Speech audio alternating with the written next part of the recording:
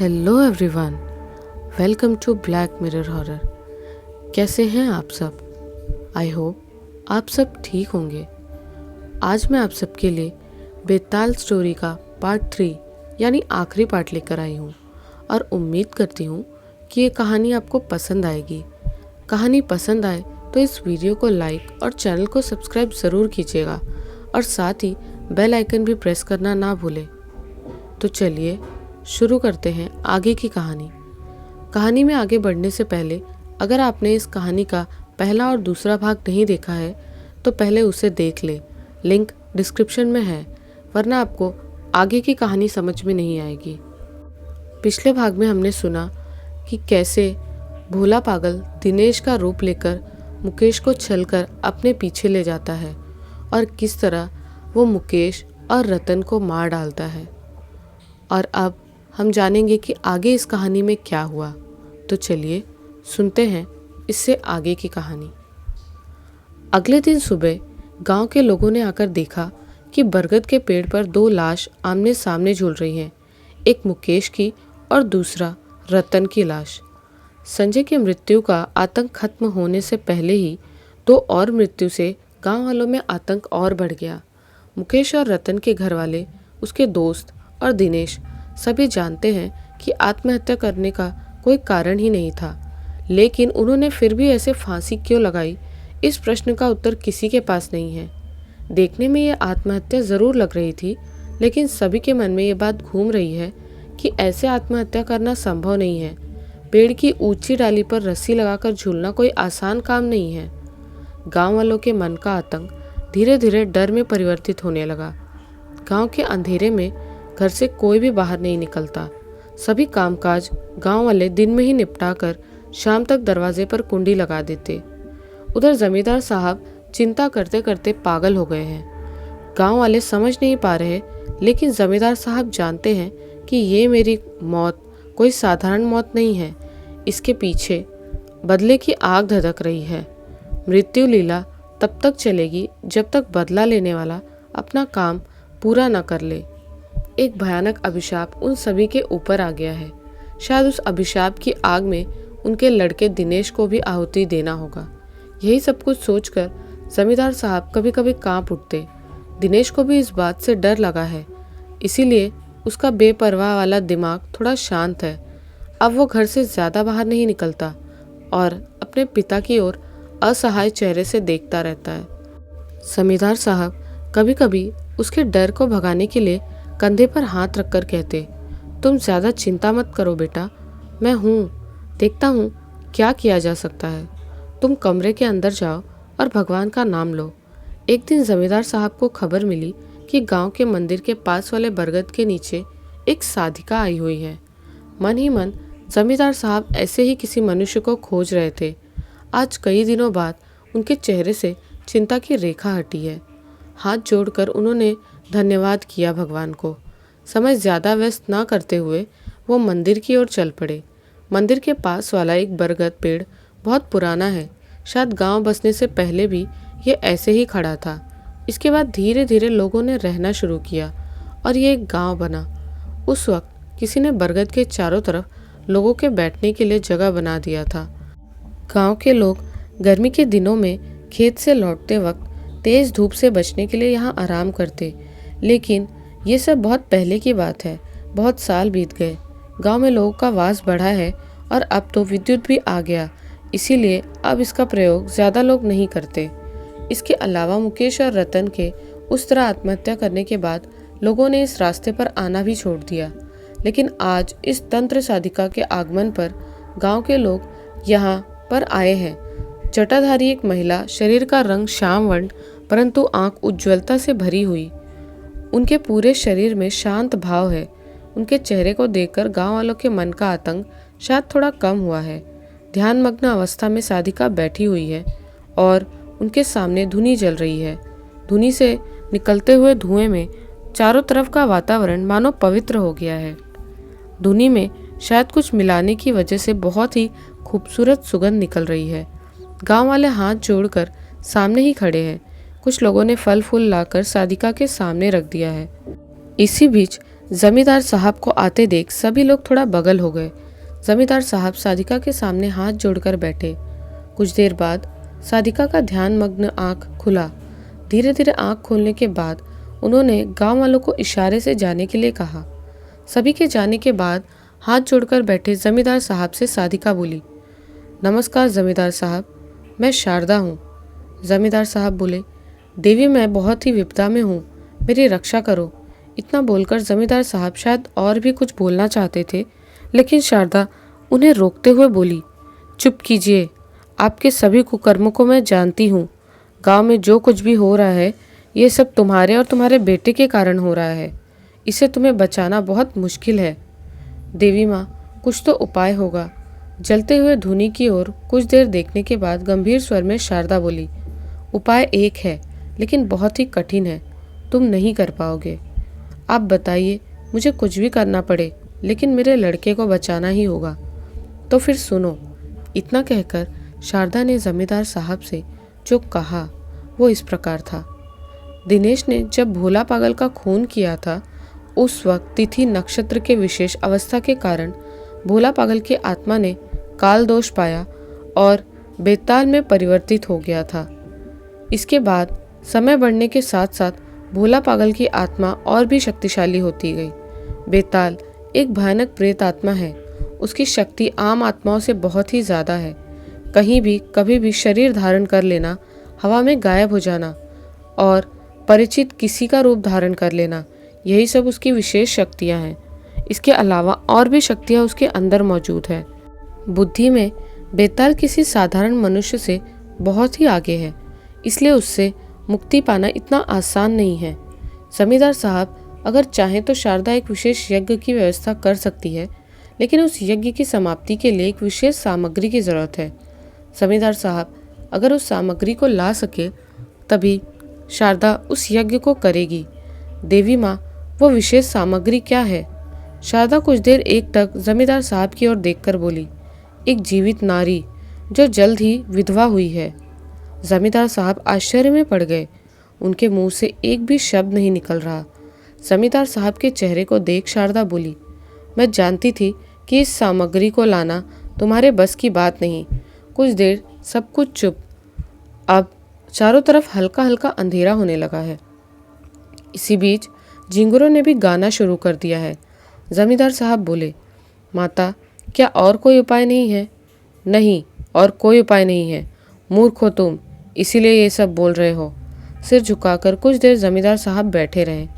इसके बाद गंभीर स्वर में बोले, ठीक है देवी, मैं व्यवस्था कर दूंगा। तुरंत ही शारदा की आंखें चमक उठी। अपने होठों पर मुस्कान लाते हुए वो बोली, ठीक है तो फिर सुनो। विधवा को आज ही मेरे पास लेकर आना। मैं पूरी रात उसे तैयार करके भोर में यज्ञ शुरू करूंगी। कल रात से पहले मुझे यज्ञ समाप्त करना होगा, क्योंकि कल पूर्णिमा है और पूर्णिमा के वक्त बेताल की शक्तियाँ और भी बढ़ जाती है। गांव के सभी लोगों को आज रात से ही घर में रहने को बोलना। परसों सुबह होने से पहले कोई भी अपने घर से ना निकले। आप भी मत निकलना, वरना भयानक खतरा हो सकता है। इतना सुनकर जमींदार साहब उठ खड़े हुए। चारों तरफ उस वक्त अंधेरा हो चुका था। टॉर्च जलाकर वो अपने घर की ओर चल पड़े। रास्ते में चलते हुए उन्हें ऐसा लगा मानो कोई उनका पीछा कर रहा है। बीच बीच में एक गर्म हवा उन्हें छूकर निकल जाती। शारदा के पास से लौटते वक्त एक छोटा काला डिब्बा शारदा ने दिया था। उसके अंदर क्या है ये बताना बहुत ही मुश्किल है, लेकिन रास्ते में जितने बार भी जमींदार साहब को कुछ अद्भुत अनुभव हुआ, उन्होंने उस डिब्बे को अपने सीने में दबाए रखा। शायद इसी कारण से वो गर्म हवा उनका कुछ नहीं बिगाड़ सकी। लेकिन पूरे रास्ते पर उन्होंने एक हंसी की आवाज़ को सुना। इस आवाज़ को गांव वालों ने भी कई बार सुना है। जमींदार साहब ने अभी तक इस हंसी को नहीं सुना था। सुना, लेकिन आज सुनकर उनका पूरा शरीर डर से कांप उठा। किसी तरह अपने आप को संभालकर वो अपने घर पहुंचे। अपने वंश की रक्षा के लिए जमींदार साहब इतना तुच्छ कार्य कर सकते हैं, गांव वालों ने कभी सोचा भी नहीं था। रात को माझी की पत्नी को जमींदार साहब ने बुलवाया। माझी की पत्नी ने जमींदार साहब के कमरे में आकर प्रश्न किया, मालिक, आप मुझे कहाँ भेज रहे हैं? जमींदार साहब जानते थे कि माझी की पत्नी ये प्रश्न अवश्य पूछेगी, इसलिए उन्होंने उत्तर पहले से ही सोच रखा था। आज हमारे मंदिर के पास वाले बरगद के नीचे एक साधिका आई हैं। उनके साथ मैंने बात की। साधिका आज रात को एक विशेष यज्ञ करेंगी, जिसके फलस्वरूप हमें ये पता चलेगा कि तुम्हारा पति और लड़का कहाँ पर है। इसीलिए वहाँ पर तुम्हारा रहना अति आवश्यक है। ये सुनकर माझी की पत्नी के चेहरे पर खुशी की लहर दौड़ पड़ी। वो अवश्य ही वहाँ पर जाएगी। ये बात जमींदार साहब को बताकर वो कमरे से बाहर निकल गई। माझी की पत्नी के जाते ही जमींदार साहब ने आदमी भेजकर पूरे गांव में आदेश भेज दिया कि आज की रात और अगले दिन कोई भी अपने घर से बाहर न निकले, और ये भी बता दिया कि गांव वालों के कल्याण के लिए साधिका एक यज्ञ करेंगी। इसीलिए सभी गांव वाले इस आदेश का पालन करें, इससे उनका ही भला होगा। रात बढ़ते ही कुछ लोग माझी की पत्नी को साधिका के पास पहुंचा आए। बरगद के नीचे रात के अंधेरे में जलते दीपक व धुंध परिवेश में शारदा ध्यान मग्न होकर बैठी हुई है। माझी की पत्नी साधिका के सामने हाथ जोड़कर बैठी है। क्या वो दोनों मिल जाएंगे? क्या उन्हें मैं देख पाऊंगी? हाँ, क्यों नहीं, इसीलिए तो मैंने तुम्हें यहाँ पर बुलाया है। तुम ही तो आज इस यज्ञ की मुख्य विशेष हो। मुझे क्या करना होगा? लो, इस प्रसाद को खा लो। ये बोलकर शारदा ने एक तांबे का ग्लास माझी की पत्नी की ओर बढ़ा दिया। माझी की पत्नी ने तुरंत ही उस पानी को पी लिया। इसके बाद कुछ देर वो शांत होकर बैठी रही। शारदा एकटक उसी की तरफ देख रही थी। अब चारों तरफ की हल्की रोशनी भी माझी की पत्नी की आंखों से ओझल होती रही। एक बार उसने शारदा की ओर देखा। मुझे ऐसा क्यों हो रहा है? सब कुछ ठीक हो जाएगा, धीरे धीरे सब ठीक हो जाएगा। इतना बोलकर शारदा ने अपना एक हाथ माझी की पत्नी के सर पर रखा। तब तक माझी की पत्नी की शरीर मानो मुरझा गई थी। उधर पिछले कुछ दिनों से गोपाल को बहुत सारे अद्भुत सपने दिखाई दे रहे हैं। गोपाल को समझ आ रहा है कि इन सभी सपनों को जोड़ने पर एक घटना बन जाती है, और ये घटना मानो उसे कुछ इशारा करना चाहती है। एक रात उसने देखा अंधेरे में एक नाव के ऊपर एक शव रखा हुआ है, और शव के सिर के पास एक काला कंकाल बैठा हुआ है। फिर उसने देखा कि शव से मांस व चमड़ा निकलकर उस कंकाल में जाकर जुड़ जाता। इस तरह लगभग हर रात के बाद एक माझी के साथ घटित घटना व उसके लड़के की मृत्यु, सब कुछ गोपाल ने अपने सपने में देखा। सभी सपने मानो कुछ इशारा करना चाहते हैं। सपने के अंत में वो उस अज्ञात आदमी को भी देखता है जिसने उसे एक कागज की पुड़िया दी थी। गोपाल बार बार मंदिर जाता और देवी काली की मूर्ति के सामने हाथ जोड़कर अपने मन की सभी बातों को बताता, और उन अद्भुत सपने के बारे में भी मूर्ति को बताता और सवाल पूछता। देवी माता मानो उसे रास्ता दिखाती है। लेकिन उस दिन की घटना के बाद गोपाल को वह अज्ञात आदमी कभी नहीं दिखा। मंदिर के पंडित व आसपास लोगों से उसने कई बार पूछा, लेकिन सभी ने यही बताया कि इस रूप वाले सन्यासी को उन्होंने कभी नहीं देखा। लेकिन सपने में देखे उस भयानक पिशाच को वो पहचान गया है, क्योंकि उस भयानक रात को इसी प्रेत ने उसके सीने पर बैठकर खून मांस चूसना चाहा था। शारदा को अपने क्रिया के सामान मिल चुके हैं। गांव वालों के सामने असल सत्य छुपा ही रह गया। सभी को यही लगता है कि शारदा गांव वालों के भले के लिए पूजा कर रही है। उन्हें मांझी की पत्नी की ऐसी दशा की भनक भी नहीं लगी। जमींदार साहब ने मन ही मन सोच लिया था कि इसके बाद इस गांव में बात फैला देगा कि मांझी की पत्नी को उसने शहर के किसी आश्रम में भेज दिया है। लेकिन इन सब में एक और भयानक विचार है जिसके बारे में जमींदार साहब को पता ही नहीं। बेताल से छुटकारा पाने के लिए किसी विधवा महिला की आहुति की जरूरत नहीं होती। फिर शारदा ऐसा क्यों कर रही है? क्योंकि शारदा बेताल को भगाने या जमींदार साहब के वंश की रक्षा के लिए यहाँ पर नहीं आई है। बेताल को वश में कर वो अपनी शक्ति बढ़ाने के लिए यहाँ आई है। उस पीले कागज का अंतिम क्रिया यही था जिसमें बेताल वशीकरण के बारे में बताया गया है। इस क्रिया में एक जल्द ही विधवा हुई महिला की आवश्यकता होती है, जिसके अंदर वो असीम शक्तिशाली हाकिनी का आवाहन कर उसी शक्ति से बेताल को अपने वश में करेगी। इसके बाद वो कई गुना और शक्तिशाली हो जाएगी। अपने इस कार्य को पूरा करने के लिए ही शारदा इस गांव में आई है। पिछले कुछ सालों से पूरे भारत में भ्रमण व परिश्रम करके उस पीले कागज में लिखे सभी तंत्र में उसने सिद्धि प्राप्त कर लिया है। अब केवल यही बाकी रह गया है। अब बेताल को वश में कर वो अपने लक्ष्य को पूरा करना चाहती है। अपनी तीव्र बुद्धि के बल पर शारदा ने ऐसी कई प्रक्रिया को पूर्ण किया है। इस बार भी उसके कार्य में कोई बाधा न दे, इसलिए डराकर गांव वालों को घर के अंदर ही बंद कर दिया है। शारदा जानती है कि इस बार भी वो अपने कार्य में सफल होगी, परंतु नियति ने कुछ और ही लिखा था। शारदा का ये सब क्रियाकलाप छुपकर एक दूसरा व्यक्ति देख रहा था।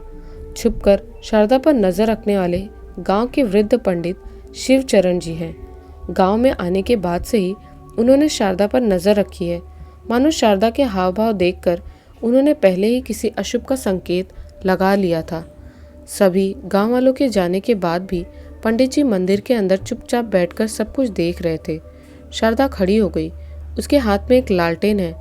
न जाने क्या बड़बड़ाते ही माझी की पत्नी भी उठ खड़ी हुई।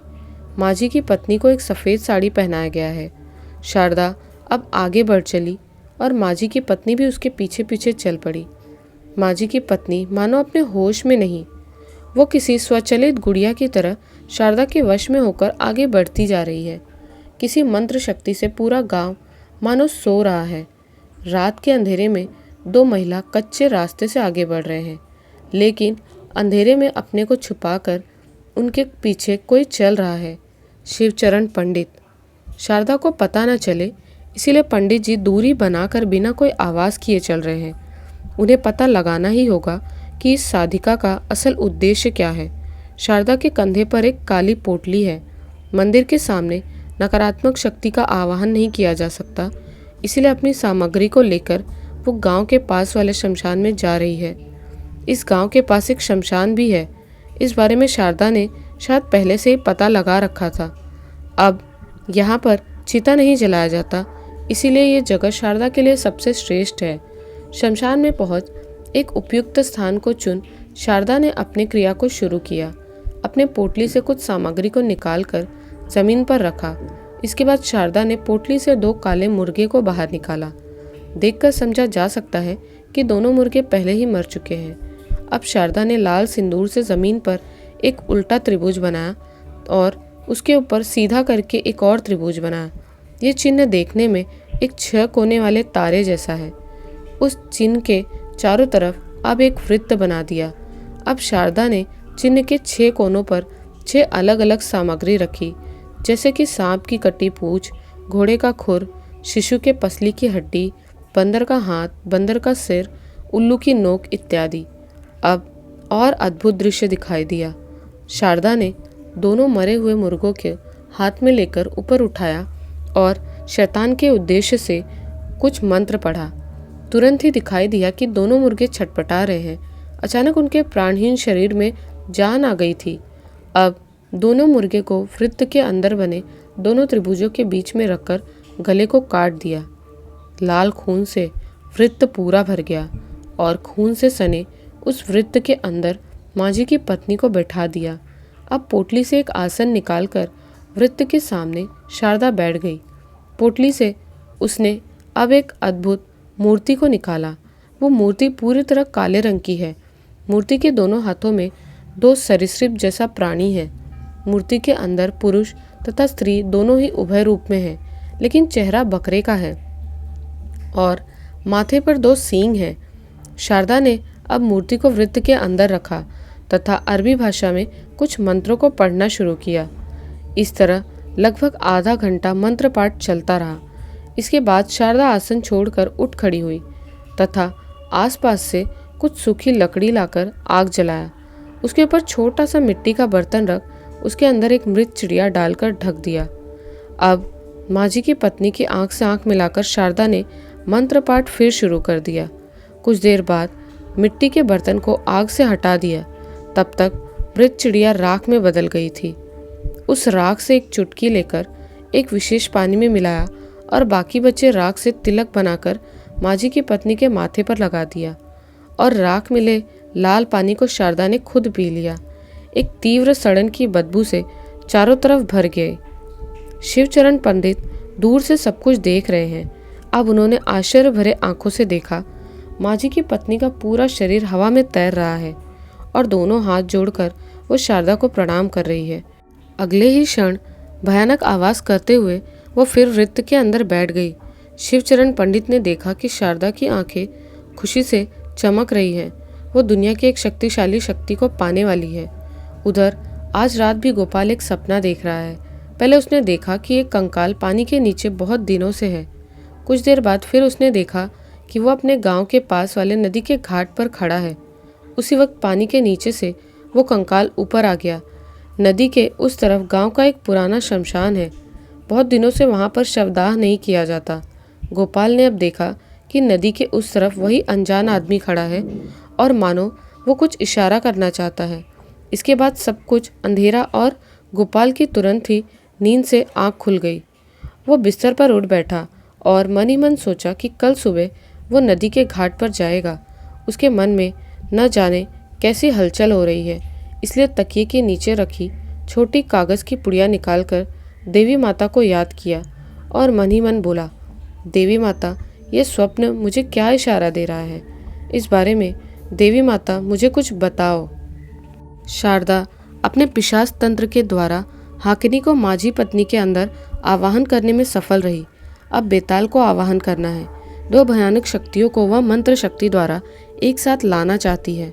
ये क्रिया कितनी भयानक है इस बारे में शारदा को पता है। अगर इस क्रिया में वो असफल रही तो उसकी जान पर खतरा तो है ही, और साथ ही साथ गांव वालों पर भी एक भयानक संकट उतर आएगा। लेकिन वो गांव के साधारण मनुष्यों की परवाह नहीं करती। इसके अलावा शारदा ने ये सोच कर भी रखा है कि बेताल को वश में करने के बाद गांव के ही लोगों को एक एक कर बेताल को भेंट चढ़ाएगी।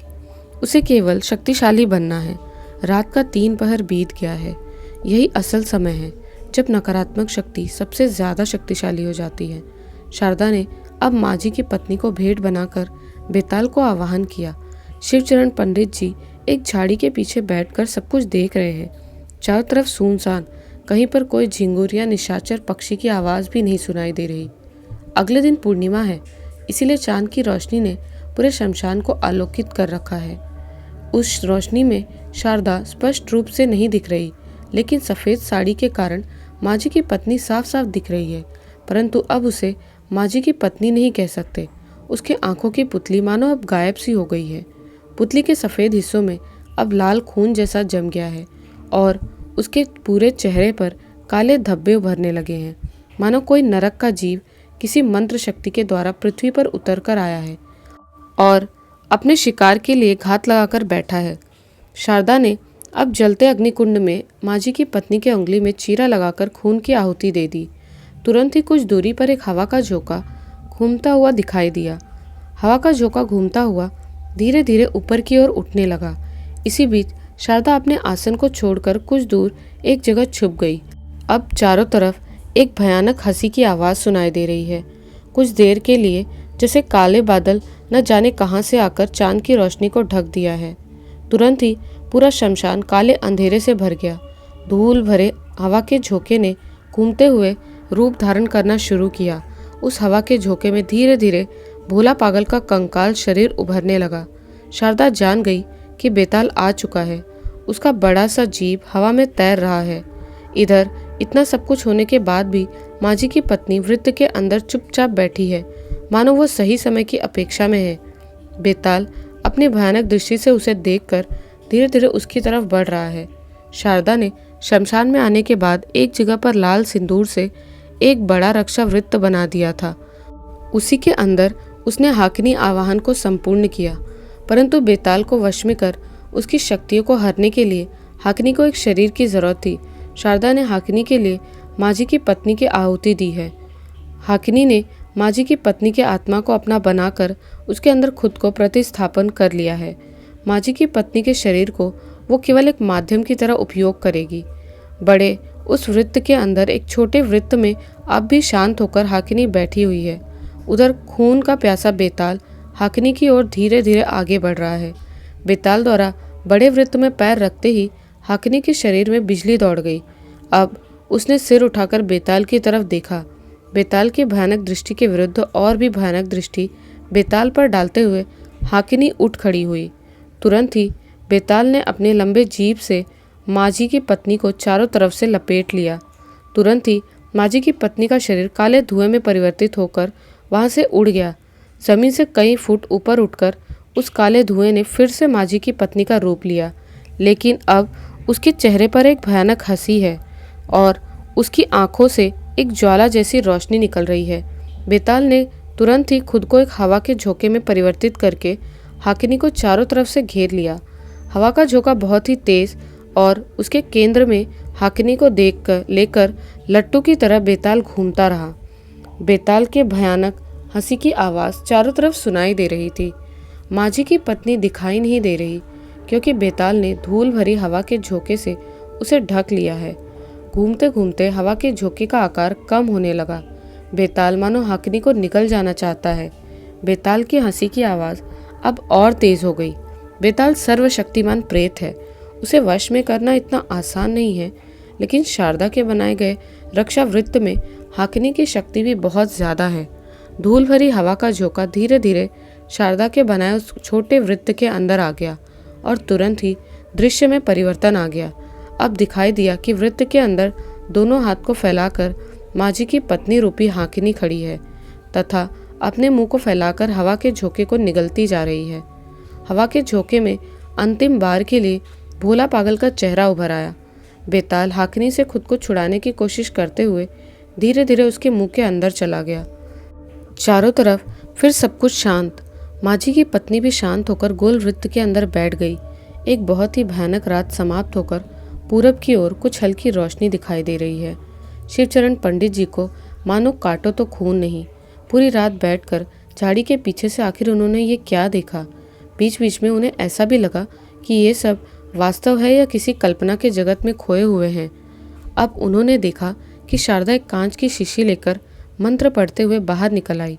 माझी की पत्नी के सामने आकर उसने शीशी को लाल वृत्त के अंदर रख दिया था तथा आंख बंद कर शैतान का नाम लेकर और भी न जाने क्या क्या मंत्र बड़बड़ाती रही। कुछ देर बाद दिखाई दिया एक काला धुआं माझी की पत्नी की आंखों से निकल रहा है और सीधा कांच की शीशी में जा रहा है। पूरा धुआं शीशी के अंदर जाने के बाद शारदा ने मंत्र पढ़ते हुए उसके ढक्कन को बंद कर दिया।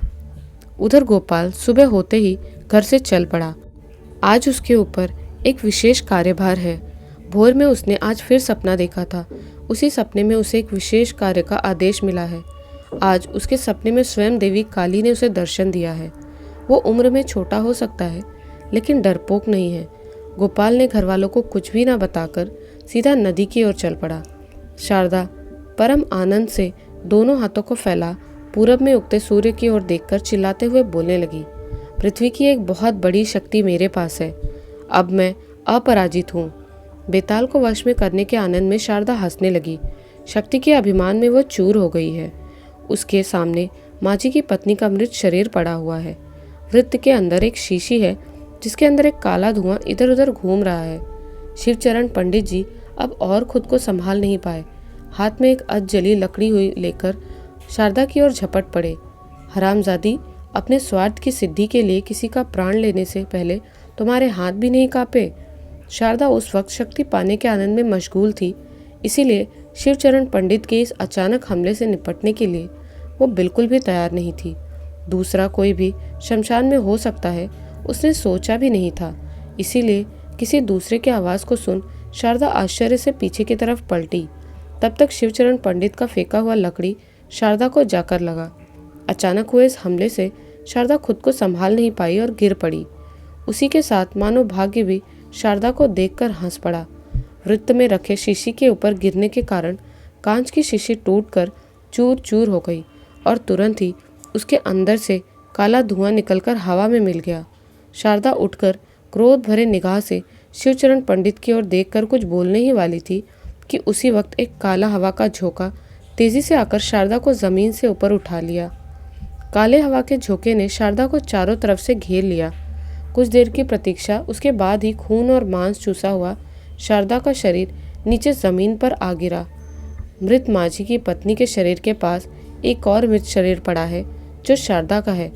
शिवचरण पंडित ने ऐसी घटना के बारे में सोचा भी नहीं था। बेताल फिर मुक्त हो गया है और पहले से ज़्यादा हिंसक है और ज़्यादा शक्तिशाली भी है। अब वो विध्वंस लीला की ओर बढ़ रहा है। काला हवा का झोंका घूमते हुए जमींदार घर की ओर चल पड़ा। उधर गोपाल नदी के घाट पर आ पहुंचा है। नदी के उस पार कुछ दूरी पर ही एक शमशान है। सपने में बार बार वो इसी शमशान को ही देखता है तथा मंदिर के उस अज्ञात आदमी को भी इसी जगह उसने कई बार देखा है।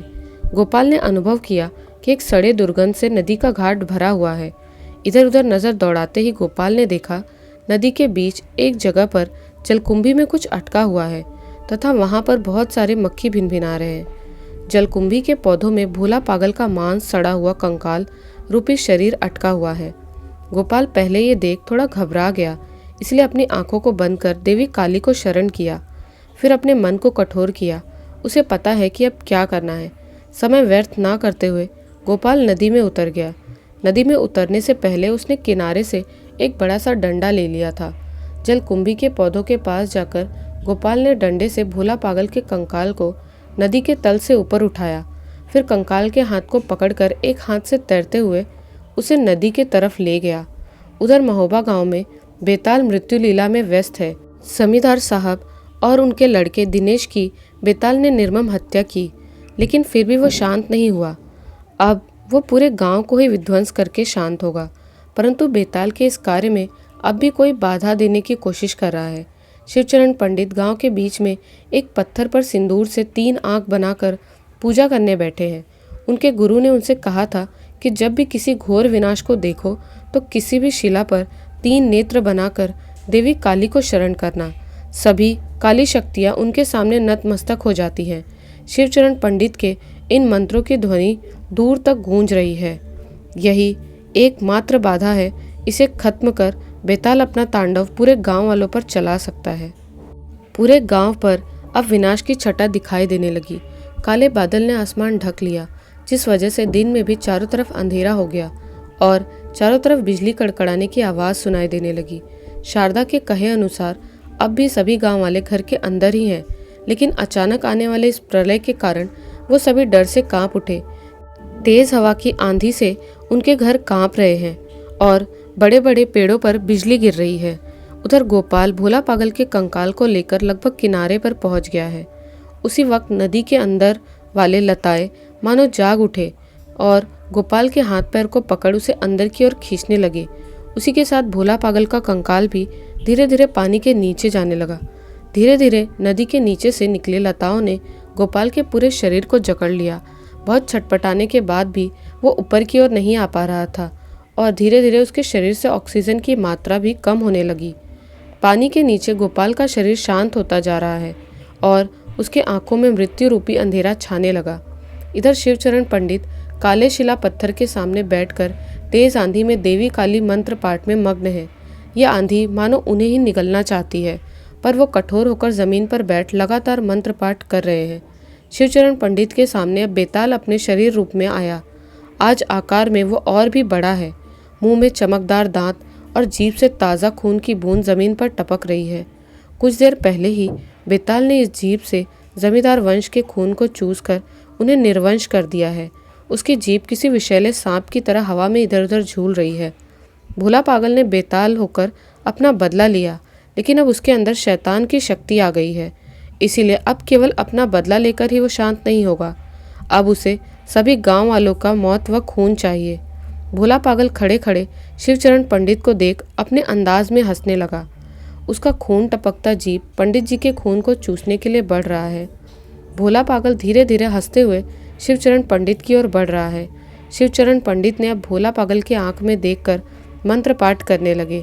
ये मानो दोनों में लड़ाई का आगाज है, परंतु पंडित जी केवल एक साधारण मनुष्य हैं तथा दूसरी तरफ भोला पागल अति शक्तिशाली एक प्रेत है। इसलिए पंडित जी के इस मंत्र पाठ से विशेष कोई कार्य नहीं हुआ। बेताल गर्जन करते हुए शिवचरण पंडित के शरीर को हवा में उठाकर नीचे जमीन पर पटक दिया। देवी शिला के सामने तुरंत ही शिवचरण पंडित बेहोश हो गए। सिर फटने के कारण वहां से खून निकल रहा है। शिवचरण पंडित के फटे हुए सिर से खून बहता जा रहा है। उसी अवस्था में बड़बड़ाते हुए बोले, हे देवी माता, रक्षा करो, रक्षा करो, रक्षा। पानी के नीचे गोपाल लगभग अधमरा है। उसके पास ही भोला पागल का कंकाल शरीर पड़ा हुआ है। उसी वक्त गोपाल के शर्ट जेब में रखा कागज की पुड़िया से रोशनी निकलने लगी। अवश्य ही पानी में रहने के कारण पुड़िया में राख भीग गई थी। अचानक ही उसने गोपाल के पूरे शरीर में ऊर्जा प्रवाह करने लगी। अब गोपाल ने अपनी आंखों को खोला, फिर सीने के पास हाथ लगाकर भोला पागल के कंकाल को पकड़ पानी के ऊपर उठाने की कोशिश करने लगा। उसके शरीर में मानो कोई दिव्य शक्ति उत्पन्न हुई है। कुछ देर में ही गोपाल कंकाल रूपी सड़े गले शरीर को नदी के तट पर ले आया। इसके बाद क्या करना है उसे पता है। भोर के सपने में देवी माता ने स्वयं उसे निर्देश दिया है कि इस कार्य के साथ कई असहाय का जीवन निर्भर है। इसीलिए जो भी हो, गोपाल अपने प्राण की आहुति देकर भी इस दायित्व को पूरा करेगा। एक काला अंधेरा मानो बार बार उसे पकड़ना चाहता है, लेकिन उसके शर्ट के जेब में रखे कागज की पुड़िया ने उसे इन सब से बचा कर रखा है। शिवचरण पंडित को फाड़कर खाने के लिए उन पर बेताल के कूदते ही एक तेज रोशनी ने उसे रोक दिया। तब तक पंडित जी के सिर से खून बहते हुए सामने के देवी शिला को स्पर्श किया है और उसी देवी शिला से यह ज्योति निकल रही है। उसके प्रभाव से ही बेताल दूर जा गिरा था। उधर गोपाल ने देर न करते हुए आसपास से एक लकड़ी का जुगाड़ किया तथा उसे फावड़े की तरह उपयोग करते हुए मिट्टी खोदना शुरू कर दिया। नदी के किनारे की मिट्टी इसलिए ज़्यादा सख्त नहीं है, लेकिन फिर भी गोपाल के लिए गड्ढा बनाना कठिन कार्य है। हार मानने से नहीं चलेगा, क्योंकि उसके पास समय नहीं है। इसलिए गोपाल जल्दी जल्दी अपना हाथ चलाने लगा। कुछ देर खोदने के बाद उसने एक बड़ा गड्ढा बना लिया तथा सड़े गले कंकाल को उसमें खींच लाया और फिर इसके बाद वो मिट्टी से गड्ढे को भरने लगा। धीरे धीरे भोला पागल का कंकाल शरीर मिट्टी के नीचे ढकने लगा। बेताल ने अब और विशाल शरीर को धारण किया, उस दिव्य रोशनी पर झपट पड़ा। लेकिन तब तक गोपाल ने अपने जेब से कागज की पुड़िया को भोला पागल के समाधि शरीर पर रख दिया है। तुरंत ही बेताल का शरीर राख में बदल गया और वो राख देवी शिला से निकलते रोशनी में जाकर गायब हो गई। आसमान से काले बादल भी अब न जाने कहाँ गायब हो गए हैं। सूर्य की किरण ने गांव की मिट्टी को स्पर्श किया है। अचानक से चारों तरफ का प्रलय बेताल के साथ ही गायब हो गया है।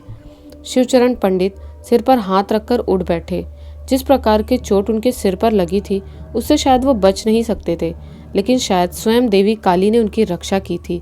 एक बार आंख बंद कर उन्होंने देवी माता को नमन किया। तुरंत ही उनकी आंखों के सामने एक छोटे लड़के का चेहरा उभर आया। कागज की पुड़िया को भोला पागल के समाधि दिए शरीर के ऊपर रख लौटते वक्त गोपाल को बहुत बुरा लग रहा था, लेकिन आखिर वो क्या करे। सपने में देवी माता ने उसे ऐसा ही करने का आदेश दिया था, पर उसने मन ही मन सोचा कि अगर मंदिर में फिर कभी वो उस अज्ञात आदमी से मिला तो उनसे ऐसी कागज की पुड़िया फिर से मांग लेगा, लेकिन खुद की रक्षा के लिए नहीं। देवी माता का वो प्रसाद रूपी राख अपने पास रखने में उसे तृप्ति का अनुभव होता है। कैसी लगी आपको ये कहानी, हमें कमेंट्स में ज़रूर बताएं। मिलती हूँ एक नए वीडियो में कुछ नई और डरावनी कहानियों के साथ। जय माँ काली।